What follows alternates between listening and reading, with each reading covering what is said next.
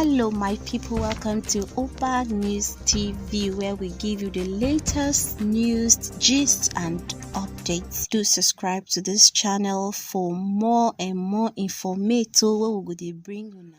There has been serious clashes and fights happening in the country of Sudan after the overthrow of the former president of Sudan, Omar al-Bashir, in the year 2019. The very team that dethroned him in a coup d'etat are currently at loggerheads for who will control the country. The country's capital of Khartoum has been held siege by the Sudanese armed forces led by General Abdel Fattah al-Burhan and a rapid support forces, a paramilitary group led by General Mohammed Hamdan Dagalo. These two teams have been in loggerheads for who will control the country and who would be at the helm of power. It was meant to be after the coup d'etat that saw the dethronement of the former president that there would be a handover for a civil democracy. But on the long run, it seems to have taken another shape.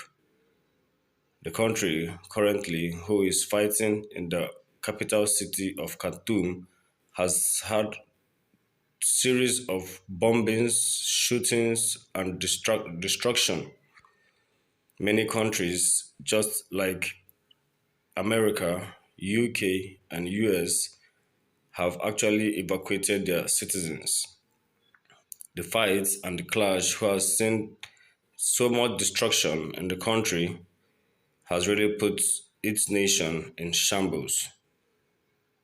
Since the evacuation operation began, France has, by means of its armed forces, evacuated 936 people, including 214 French nationals and their dependents.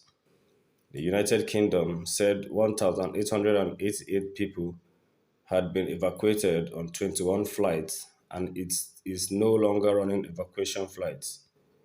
The US government began its overland evacuation of Americans trapped by the conflict in Sudan.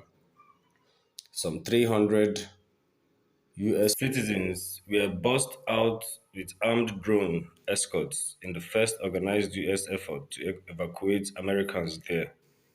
According to the Department of National Defense, approximately 400 Canadian citizens and permanent residents have been evacuated. A post made by Justin Trudeau said that Canadian officials in nearby countries have also been mobilized to help. The capital city of Khartoum has been under great siege by the Sudanese armed forces led by General Abdel Fattah al-Burhan, who is in current loggerheads with his deputy, General Mohammed Hamad Dagalo, who is in charge of the rapid support forces. These two army generals are currently at loggerheads for who would control the capital city of Khartoum. Let's listen to what a journalist had to say in this regard. We are suffering of lack of food, lack of electricity, lack of water. We do not have electricity for 3 days now, and also we do not have access to water since last Saturday, but we are drinking from wells here in Khartoum, and situation is still bad. The current fightings in Sudan could be said to be an upcoming civil war which could ravage the country of Sudan. There's been bombings, fightings, and mass destruction all across the country and especially in the capital of Khartoum. In Nigeria, Air Peace, who had always volunteered to pick up the Nigerian citizens from countries of crisis, has also volunteered to pick up Nigerians. Let's listen to what the CEO had to say. I've been on the phone with the government officials. I've spoken with the foreign affairs minister 2 days ago. And I spoken with the Nigeria's ambassador to Egypt, who is the one covering Sudan too. I've spoken with them, and this morning I was on phone to the DG of NEMA, the National Emergency Authority or something. I've spoken with him, and we are planning to deploy on Friday. I wanted to do it today, if possible, but I was told it will take 2 days before they get to Egypt from Sudan by road. Last night they told me the buses had left, but that it will take 2 days. I wanted to deploy this night. So I'll be deploying on Friday, and maybe on Thursday night I might send about 3 jets out to Egypt.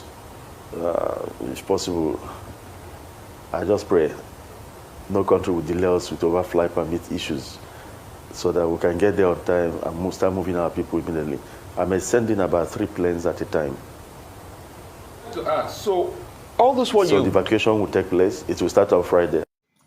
Nigeria will spend $1.2 million, about 550 million naira, on the hiring of luxury buses that will transport its stranded citizens from Khartoum, the capital of Sudan, to Egypt.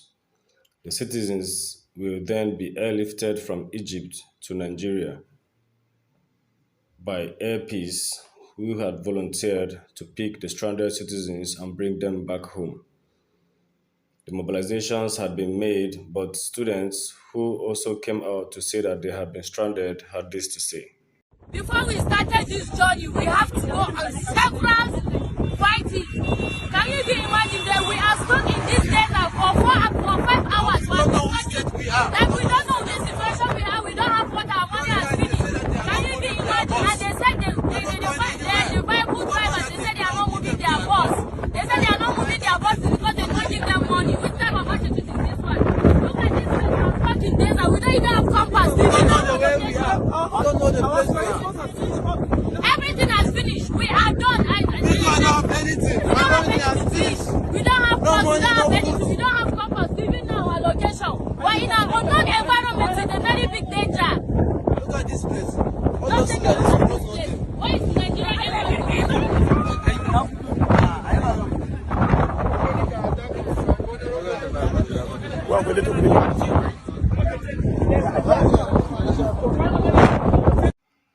President Muhammadu Buhari is yet to make comments about the stranded students in Khartoum. Thanks for watching and always follow us.